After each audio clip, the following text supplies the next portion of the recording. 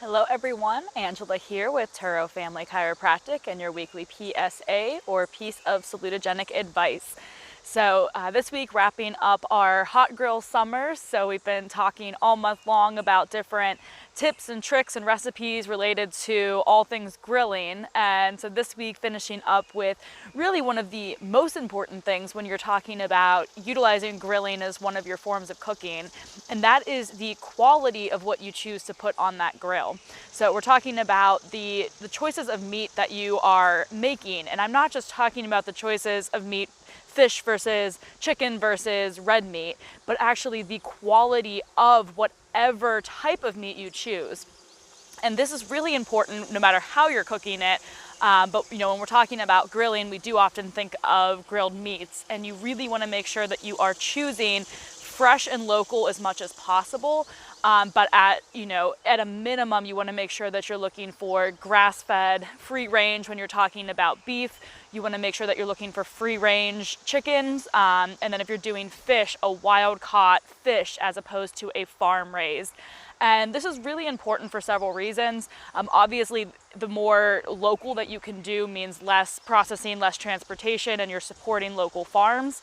But then as far as the quality, you want to make sure that the food that you are eating was also eating a natural and healthy diet. So a lot of the meat that we see in the stores today is mass produced. They're pumped full of chemicals, they're pumped full of antibiotics and growth hormone so that they're raised quickly, they're ready for slaughter earlier, they're bigger, and it's cheaper for the production for them to be raised this way. They're packed into small areas, which means they're physically under a lot of stress, which is actually going to affect, all of those things are going to affect the quality of the meat and are potentially harmful things that are going to be transferred to you if that's the type of meat that you're choosing.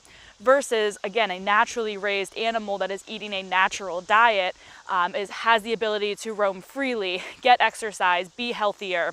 If your meat lives a healthy life, that is going to be a healthier cut of meat that is going to benefit you as well. And especially when we're looking at fish is a big one. So salmon is a favorite of mine. It's great on the grill, but you really want to be careful with your salmon. Farm raised salmon is pumped full of artificial diets, actually artificial coloring to give it that pink salmon color that is so beautiful and happens naturally when you look at wild caught salmon. If you just look at the difference between a wild caught versus a farm raised cut of salmon, you will immediately be able to pick out the wild caught just based off of the beautiful color that you can see. You can taste the difference. And when you're talking about the farm raised ones, you're gonna see a lot higher contents of the bad fat, the omega-6, and a lot lower of the good fat, the omega-3s, which is what we want to get. It's what kind of salmon's known for, as being a good source of good healthy fatty acids. But that's when you get it caught naturally. When you get those farm raised ones, again, the benefits of it are going to start to decrease, and some of the negative things that you're getting from it are going to increase. So you really want to look at that quality of meat. Yes, it might be a little pricier, but again, it is worth it. You have to think about, your health is an investment, so it's definitely worth paying a little bit more for that better quality meat. And if you're looking for somewhere that has good local source, the Mish Meat Market, I think I posted about that last week. We can repost the link to that in the comments here as well. But they are a great source of local meats, everything you could possibly imagine, fantastic quality, very reasonable prices, and it's just going to be a great option if you are local to the area to be able to stock up on some good quality meats and make sure that you are giving you and your family the best options when it comes to that.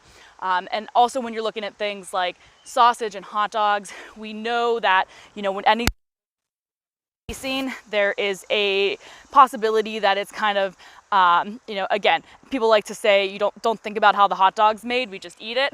But you do want to think about how it's made, because there is a difference between, kind of the lower grade hot dog that has all kinds of different things in it versus you can get an all natural, all beef hot dog. And yes, is it going to be as high quality as maybe a grass-fed ground beef? Probably not, but is it going to be better than, you know, some of the lower grade hot dogs that are out there? Absolutely. So yes, enjoy your grilled hot dog. You know, who doesn't love a good hot dog on a bun this time of year? It's great at a cookout, great, you know, for a night of grilling, but make sure that you're really assessing the quality of what you're choosing, because it's going to benefit you and your family in the long run to make sure that you are choosing natural, healthy, and local as much as possible meat when it comes to your dinner choices. So that is your weekly PSA. Thank you guys for tuning in. Thanks for following us all month long. Again, any questions or if you have any recipes or grilling tips you want to share with us, please feel free to do so. We're finishing up our hot grill summer this week and heading into a new month. Can't believe it's going to be August. Heading into a new month, so we'll have a new theme for you guys. So make sure that you're staying tuned on our Facebook page as always, and Instagram. And then I will see you guys the same time next week. Have a wonderful day. The humidity doesn't feel quite as bad right now, so get out and get some fresh air if you haven't already. And I will see you guys next week. Have a good one.